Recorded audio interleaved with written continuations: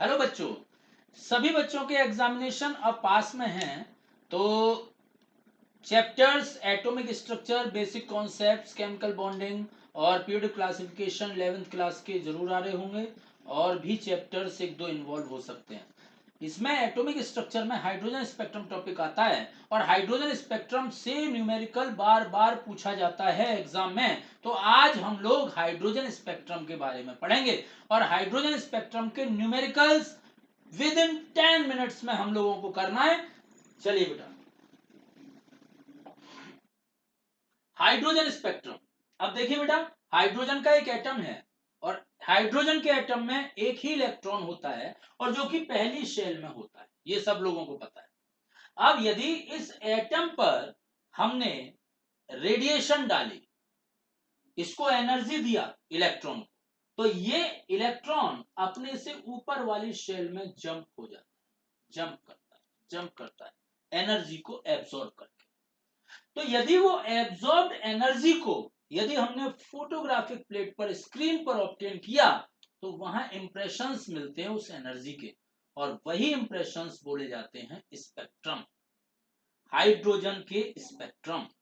तो हम कह सकते हैं कि इलेक्ट्रॉन यदि नीचे एनर्जी लेवल से ऊपर एनर्जी लेवल पर जाता है तो एनर्जी एब्सॉर्ब करके जाता है, और यदि हमने रेडिएशन देना बंद किया तो वापस यही इलेक्ट्रॉन ऊपर वाली शेल से नीचे वाली शेल्स में आने लगता है। और जब ये इलेक्ट्रॉन ऊपर वाली शेल से नीचे वाली शेल में आता है तो एनर्जी को एमिट करता है, और यही एमिटेड एनर्जी यदि हमने फोटोग्राफिक प्लेट पर इंप्रेशन ले लिया तो this is known as emission spectrum of hydrogen. तो आज हम एमिशन स्पेक्ट्रम के बारे में ही देखेंगे। तो इलेक्ट्रॉन जंप किया बाहर वाली शेल, ऊपर वाली शेल, न्यूक्लियस से दूर वाली शेल पर इलेक्ट्रॉन मौजूद है। अब रेडिएशन देना बंद किया तो इलेक्ट्रॉन ऊपर वाली शेल से नीचे वाली शेल में आने लगे। वो इनफाइनाइट वाली शेल से 6 में आ सकता है, 7 में आ सकता है, 5 में आ सकता है, 4 में आ सकता है और 1 तक आ सकता है। तो इलेक्ट्रॉन ऊपर वाली शेल से नीचे वाली शेल में आएगा, एनर्जी को एमिट करेगा और वो एनर्जी फोटोन की फॉर्म में आएगी। फोटोन में लैम्डा होता है, फ्रीक्वेंसी होती है, वेव नंबर होता है। तो उस वेव नंबर को, फ्रीक्वेंसी को या लैम्डा को, वेवलेंथ को हम लोग कैलकुलेट भी कर सकते हैं। तो यही हम लोगों को आज पढ़ना है। तो यहां दिख रहा है कि इलेक्ट्रॉन यदि ऊपर वाली शेल से नीचे वाली शेल में आ रहा है तो यहाँ पे कुछ लाइन ऑब्टेन हो रही है, कुछ इंप्रेशंस आ रहे हैं। जैसे देखें कि ऊपर वाली किसी भी सेल से n=1 में इलेक्ट्रॉन आ रहा है।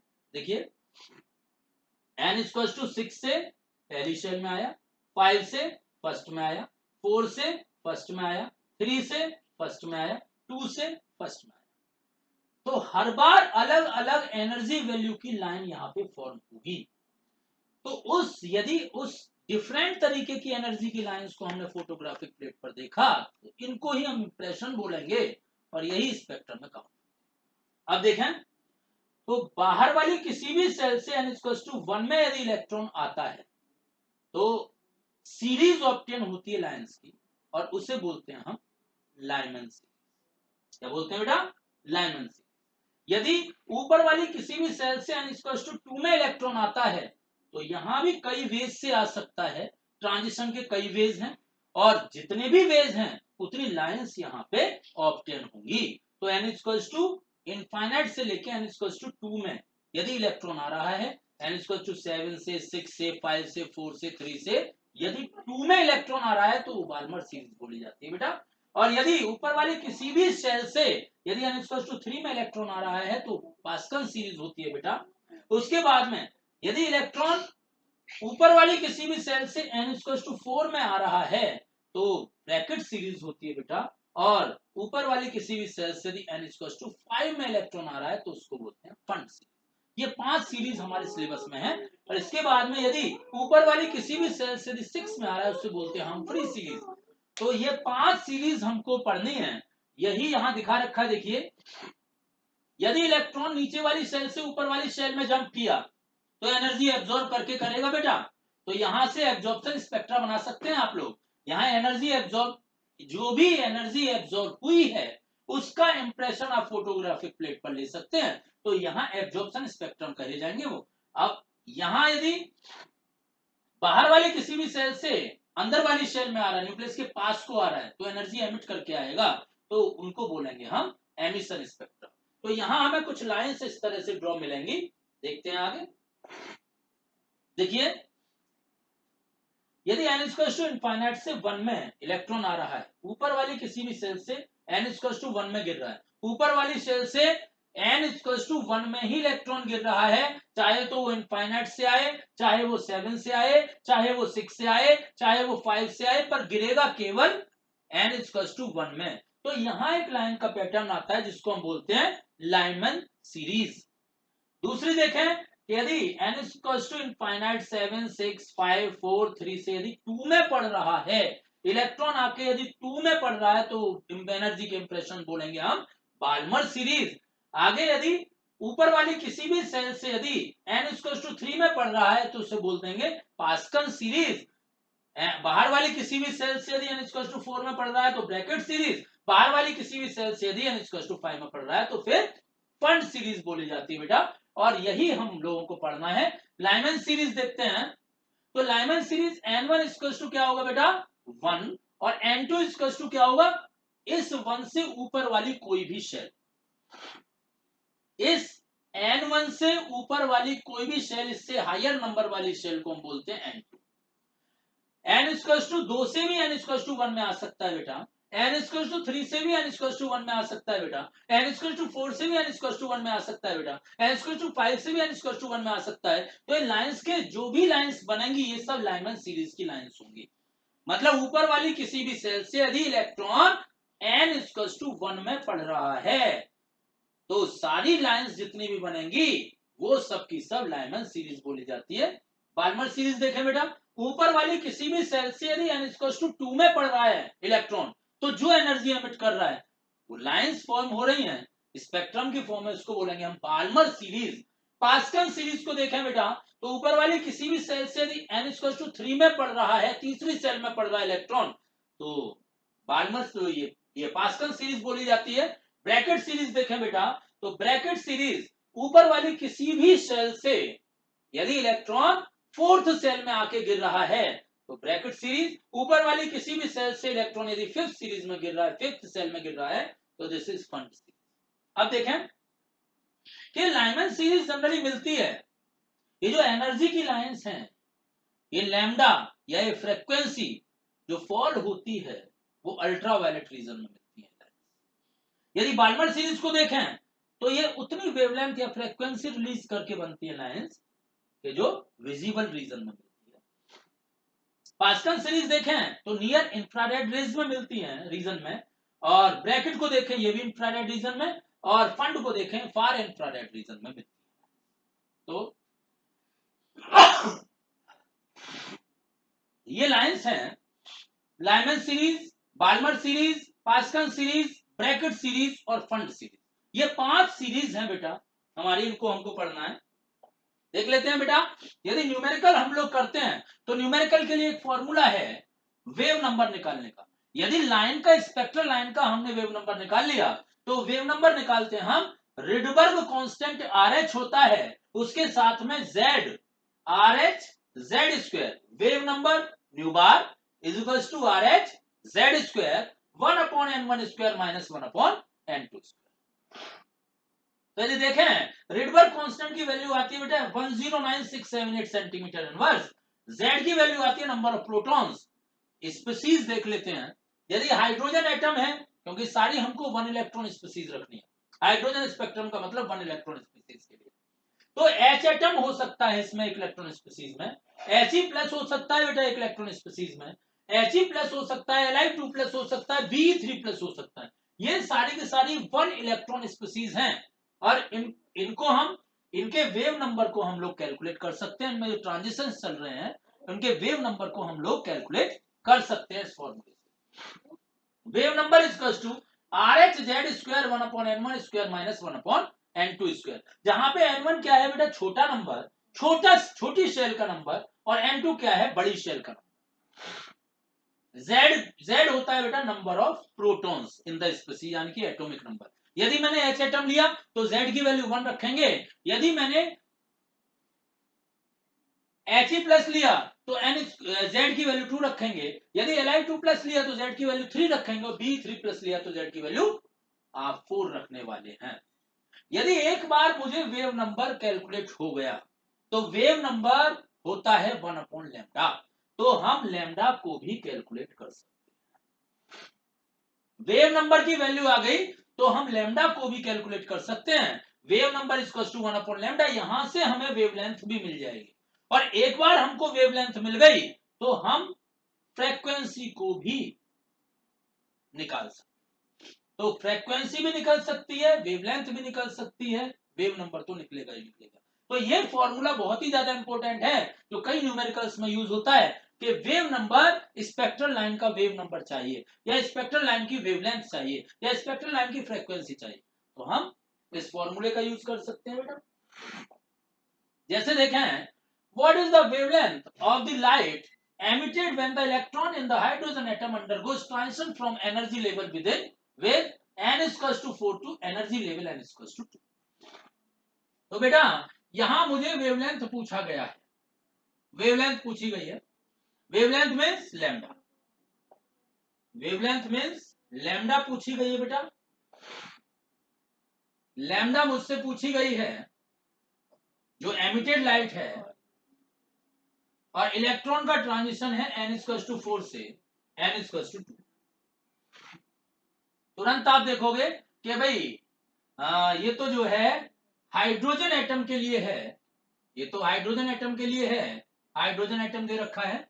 फॉर्मूला लगा दीजिए जी, आंसर लिखिए, wave number is equals to RH² 1/N1² minus 1/N2²।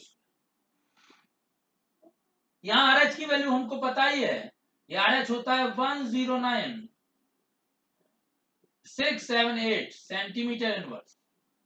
Hydrogen atom दे रखा है तो Z की वैल्यू 1 है, यहां पे N1 है छोटा नंबर बेटा, स्मॉल नंबर, और स्मॉल नंबर सेल का कितना है 2, तो यहां N1 की वैल्यू 2 रखोगे और N2 की वैल्यू यहां पे रखी जाएगी बेटा। अब कैलकुलेट करें तो wave number is equals to 109,678 centimetre inverse into hydrogen atom के लिए 1 का स्क्वायर 1/2 का स्क्वायर माइनस 1/4 का स्क्वायर। तो यहां से हमें वेव नंबर कैलकुलेट हो सकता है।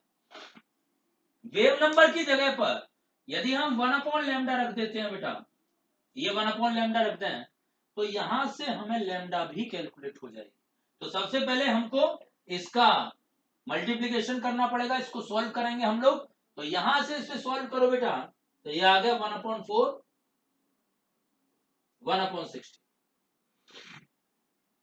तो यहां देखें तो 1/λ is equals to 109,678 centimetre inverse. ये आ गया बेटा मेरा, एलसीएम इसका 16 आया, तो ये आ जाएगा ऊपर 4 माइनस, ये आ जाएगा मेरा 4 माइनस और ये 1, इसका मतलब 3 डिवाइडेड बाई 16 आ जाएगा। लैम्डा को कैलकुलेट करेंगे तो लैम्डा कैलकुलेट होके चले जाएगा बेटा 16 डिवाइडेड बाई 109,678 इंटू 3, इतने सेंटीमीटर ये आ जाएगा। तो इसे कैलकुलेट कर लेंगे, यहां से लैम्डा हम लोग कैलकुलेट कर सकते हैं बड़ा इजीली। और इस तरह के क्वेश्चन काफी मिलते हैं कि वेवलेंथ निकालिए आप, और या फ्रीक्वेंसी निकालिए या फिर वेव नंबर निकालिए, तो ये इस तरह के क्वेश्चन सॉल्व हो जाते हैं बेटा इससे। नेक्स्ट देखें हम, एक तरीके के क्वेश्चन ऐसे आते हैं, calculate the maximum number of spectral line formed when an electron transit from n equals to 6 to n equals to 1। अब यदि हम देखें बेटा, यहां पे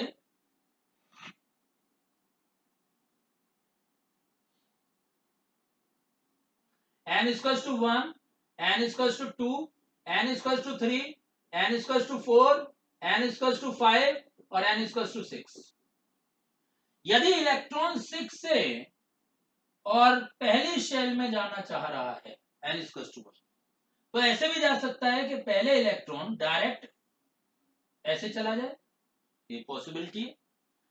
अब हमको देखना है कितने वेज हैं कि वो सिक्स्थ सेल से पहली शेल में जा सकता है।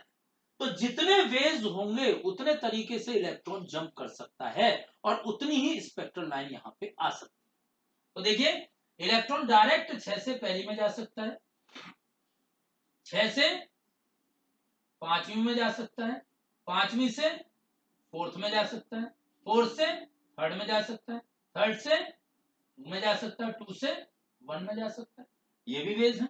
इलेक्ट्रॉन 6 से 4 में जा सकता है। इस तरह से कई सारे वेज यहां पे मिलेंगे, वो वेज बता देता हूं मैं आपको कि 6 से 5 में जा सकता है, 6 से 4 में जा सकता है, 6 से 3 में जा सकता है, 6 से 2 में जा सकता है, 6 से डायरेक्ट 1 में जा सकता है। यदि 5 में इलेक्ट्रॉन आ चुका है तो 5 से 4 में जा सकता है, 5 से 4 में जा सकता है, 5 से 3 में जा सकता है, 5 से 2 में जा सकता है और 5 से 1 में जा सकता है। यदि 4 में इलेक्ट्रॉन आ चुका है तो 4 से 3 में जा सकता है, 4 से 2 में जा सकता है और 4 से 1 में डायरेक्टली और 3 पे आ गया तो 3 से 2 में और 3 से 1 में और फिर 2 में आ गया 2 से 1 में। तो डिफरेंट वेज मिले हमें 15, जिसको हम यदि इस तरह से क्वेश्चन आया कि maximum number of spectral line, तो हम डायरेक्ट एक फॉर्मूला लगा देते हैं, क्या? Maximum number of spectral lines, spectral lines in a transition, in a transition of electron। यदि ट्रांजिशन हो रहा है, मैक्सिमम नंबर में स्पेक्ट्रल लाइन का फॉर्मूला पूछा है, नंबर पूछा है, calculate the number of maximum spectral lines, तो हम फॉर्मूला फॉलो करते हैं बेटा, n2 minus n1, n2 minus n1 plus 1 divided by 2। n2 है मेरा बड़ा नंबर, बड़ा नंबर क्या है बेटा इसमें 6, छोटा नंबर क्या है बेटा 1, 6 से 1 में जा रहा है बेटा, यहां रखिए 6, यहां रखिए 1 और यहां रखिए 1 डिवाइडेड बाई 2। n2 की जगह रखिए आप बड़े नंबर को 6 को रखा और n1 को रखा आपने छोटा नंबर, तो n2 minus n1 into n2 minus n1 plus 1 divided by 2, तो यहां आपको मिला 5 इंटू 6 डिवाइडेड बाई 2 यानी कि 15। यहां भी 15 वैल्यू आई और यहां भी देखें तो 5 तो यहां प्लस 4 यहां प्लस 3 यहां प्लस 2 यहां प्लस 1 यहां, तो यहां आ गया आपका 15 लाइंस यहां भी ऑब्टेन हुई। तो इस तरह के क्वेश्चन भी आ जाते हैं हाइड्रोजन स्पेक्ट्रम में, तो आप सॉल्व कीजिए इस तरह क्वेश्चंस को और तरह तरह के क्वेश्चन वेरिएशन में आएंगे और कीजिए। ये फॉर्मूला बड़ा बेनिफिशियल है, वेव नंबर वाला भी आप फॉर्मूला फॉलो कीजिए, वहां से प्रैक्टिस कीजिए और क्वेश्चन को कर सकते हैं। ओके।